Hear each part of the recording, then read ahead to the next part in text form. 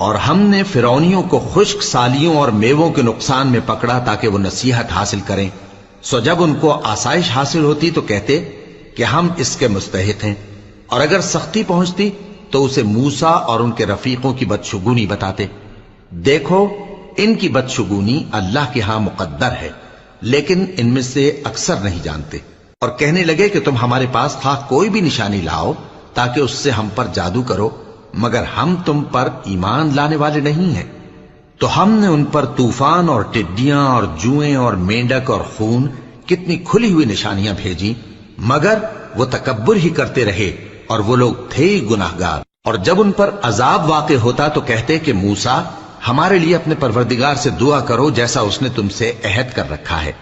اگر تم ہم سے عذاب کو ٹال دو گے تو ہم تم پر ایمان بھی لے آئیں گے اور بنی اسرائیل کو بھی تمہارے ساتھ جانے کی اجازت دیں گے۔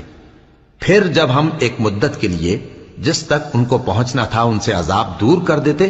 تو وہ فوراً عہد کو توڑ ڈالتے، تو ہم نے ان سے بدلہ لے کر ہی چھوڑا کہ ان کو سمندر میں ڈبو دیا، اس لیے کہ وہ ہماری آیتوں کو جھٹلاتے اور ان سے بے پرواہی کرتے تھے۔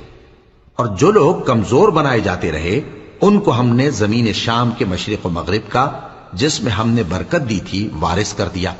اور بنی اسرائیل کے بارے میں ان کے صبر کی وجہ سے تمہارے پروردگار کا وعدہ نیک پورا ہوا۔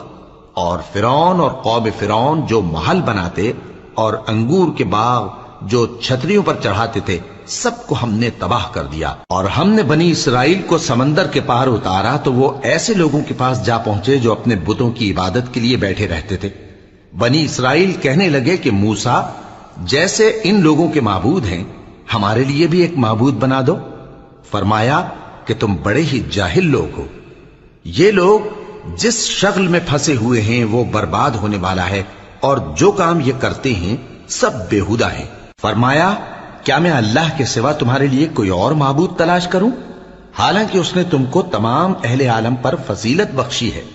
اور ہمارے ان احسانوں کو یاد کرو جب ہم نے تم کو فرعونیوں کے ہاتھ سے نجات بخشی، وہ لوگ تم کو بڑا دکھ دیتے تھے، تمہارے بیٹوں کو تو قتل کر ڈالتے تھے اور بیٹیوں کو زندہ رہنے دیتے تھے، اور اس میں تمہارے پروردگار کی طرف سے بڑی